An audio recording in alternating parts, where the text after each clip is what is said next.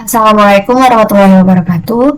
Perkenalkan, nama saya Ron Iktisama dengan NIM 0805 12 82 32 80 24 dari kelas L2. Jadi di sini saya akan membuat video mengenai valuasi ekonomi dari mata kuliah Ekonomi Sumber Daya Laut. Baiklah, kita mulai saja. Apa itu valuasi ekonomi? Jadi valuasi ekonomi itu merupakan upaya untuk memberikan nilai kuantitatif pada barang atau jasa yang dihasilkan oleh ekosistem. Nah, untuk dalam konteks laut itu mencakup dari nilai pasar, market value, dan juga non pasar atau non market value. Nah, untuk yang market value itu contohnya seperti ikan dan rumput laut. Kalau non pasar itu seperti perlindungan pantai atau penyimpanan karbon dari mangrove atau lamun. Kemudian ada tujuan valuasi ekonomi. Tujuan dari valuasi ekonomi ini ada 3. Yang pertama itu menghubungkan konservasi laut dengan pembangunan ekonomi. Kemudian yang kedua ada menjadi dasar kebijakan kelautan dan perikanan. Dan yang ketiga itu meningkatkan apresiasi masyarakat terhadap manfaat ekosistem dari laut.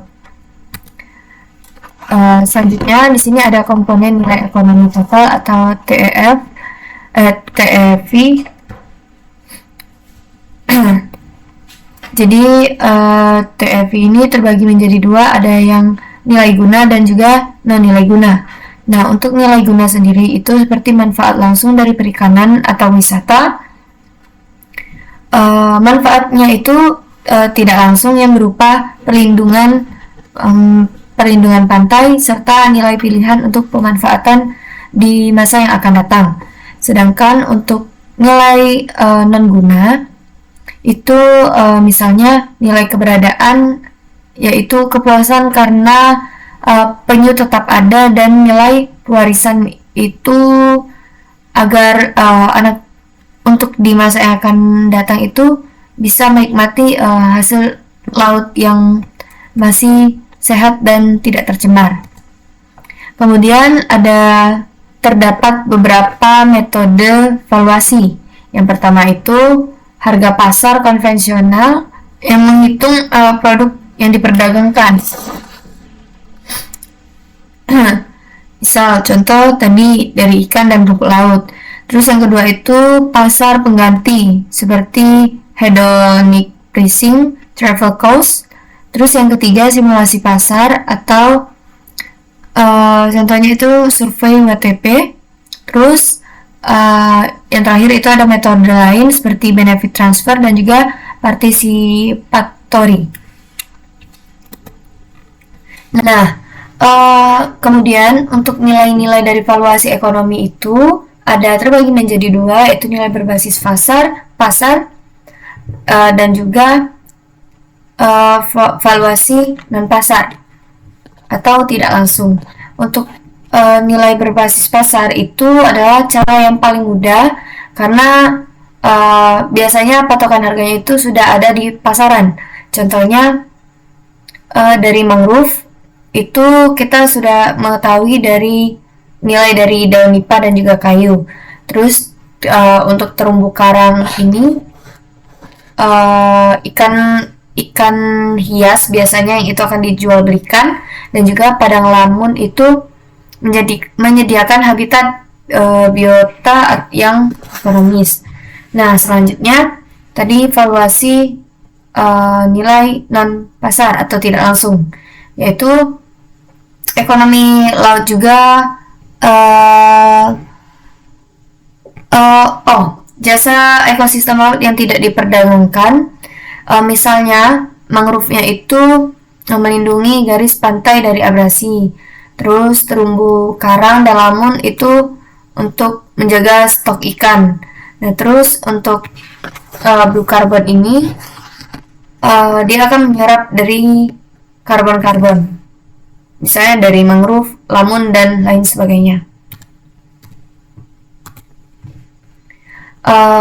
Selanjutnya ini sebagai contoh di kawasan degradasi mangrove. Di kawasan mangrove itu produksi dari kepiting itu mencapai 600 kilo per hektar per tahunnya. Terus setelah terjadi degradasi, dia turun menjadi 416,7 per kilo per hektar atau per tahun.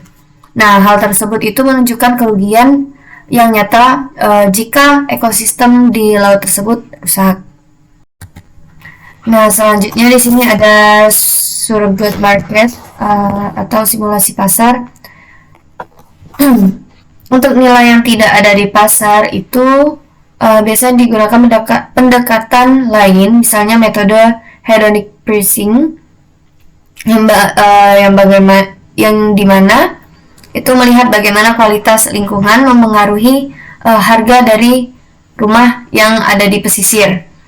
Selanjutnya itu ada metode travel cost, itu menilai wisata bahari dari biaya perjalanan wisatawan. Nah, kemudian ada simulasi pasar atau survey willingness to pay. Ini menanyakan berapa besar masyarakat rela untuk membayar untuk konservasi yang akan dilakukan di laut. Baiklah, kesimpulannya, jadi valuasi ekonomi itu merupakan alat yang penting untuk mengungkapkan manfaat ekosistem laut, tidak hanya dari nilai pasar seperti ikan maupun wisata, tetapi juga menjadi nilai yang tidak langsung seperti dari perlindungan pantai. Dengan valuasi, konservasi laut bisa dilihat bukan hanya dari sisi ekologi, tetapi juga bisa dilihat dari sisi ekonomi dan pembangunan berkelanjutan. Mungkin itu saja yang dapat saya sampaikan. Kurang lebihnya saya mohon maaf. Akhir kata saya ucapkan terima kasih. Wassalamualaikum warahmatullahi wabarakatuh.